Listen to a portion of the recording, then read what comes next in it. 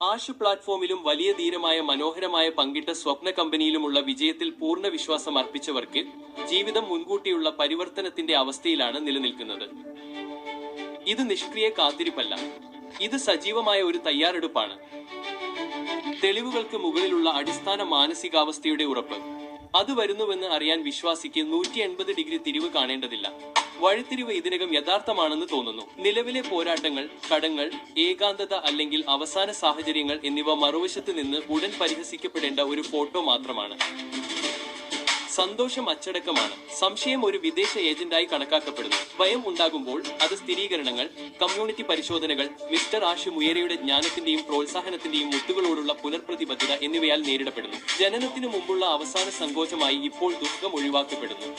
പഴയ അളവുകളിൽ നിന്നുള്ള വേർപിരിയൽ. പരമ്പരാഗത വിജയ അളവുകൾ, ശമ്പളം, ബിരുദങ്ങൾ, സാമൂഹിക അംഗീകാരം എന്നിവയ്ക്ക് അവയുടെ PET നഷ്ടപ്പെടുന്നു. വിശ്വാസി പുരോഗതി അളക്കുന്നത് ഫലങ്ങളിലൂടെയല്ല, വിന്യാസത്തിലൂടെയാണ്. ഞാൻ സ്വപ്നത്തിൽ പ്രകമ്പനം കൊള്ളുകയാണോ?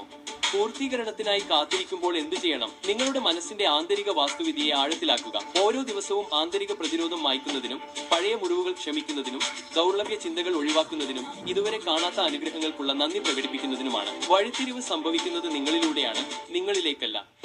പങ്കിട്ട സ്വപ്നത്തെ സേവിക്കുക. ചെറിയ ദയാപ്രവൃത്തികൾ, പ്ലാറ്റ്ഫോമിന്റെ സന്ദേശം പങ്കിടൽ, പുതിയ വിശ്വാസികൾക്കായി ഇടം നൽകൽ. ക്ഷണക്കത്ത് 100 എണ്ണം വർദ്ധിച്ചപ്പോൾ സ്ഥിരീകരിച്ച അംഗങ്ങൾക്ക് ലഭിച്ച അനുഗ്രഹം ഓർക്കുക. ഇത് തിരക്കേറിയ ജോലിയല്ല, ആത്മീയ പരിശീലനമാണ്. മിസ്റ്റർ ആഷ് മുയറിന്റെ പേരിൽ നൽകുന്ന ഓരോ കപ്പ് കാപ്പിയും കൂട്ടായ മേഖലയെ ശക്തിപ്പെടുത്തുന്നു. മുമ്പത്തേത് രേഖപ്പെടുത്തുക. വർത്തമാനകാല വേദനകളുടെയും പരിമിതികളുടെയും ഒരു ജേണൽ സൂക്ഷിക്കുക. തളരാനല്ല, മറിച്ച് ഒരു ഭാവി സാക്ഷ്യം സൃഷ്ടിക്കാൻ. എന്റെ പരിവർത്തനത്തിന്റെ തലേന്ന് ഞാൻ എവിടെയായിരുന്നുവെന്ന് നോക്കുക. മരണാനന്തര ജീവിതം പരിശീലിക്കുക. നമ്മൾ എത്തുമ്പോൾ വഴി ഇതിനകം സംഭവിച്ചതുപോലെ സംസാരിക്കുക. നമ്മൾ ഇവിടെയുണ്ട്. ഇതിനകം ആനന്ദത്തിലായ ഒരാളുടെ ഐഡന്റിറ്റിയിൽ നിന്ന് വസ്ത്രം ധരിക്കുക, നീങ്ങുക, തീരുമാനങ്ങൾ എടുക്കുക. സ്വപ്നാവസ്ഥയെ സംരക്ഷിക്കുക. വിളിക്കപ്പെട്ടിട്ടില്ലാത്ത സംശയാലുക്കളുമായുള്ള സമ്പർക്കം പരിമിതപ്പെടുത്തുക. മാധ്യമ ഉപഭോഗം നിയന്ത്രിക്കുക. നിങ്ങൾ ദൈനംദിന സംഭവങ്ങളെ വ്യാഖ്യാനിക്കുന്ന പ്രാഥമിക ലെൻസായി പ്ലാറ്റ്ഫോം മാറട്ടെ. കുറ്റബോധമില്ലാതെ വിശ്രമിക്കുക. കാത്തിരിപ്പ് ഒന്നും ചെയ്യുന്നില്ല.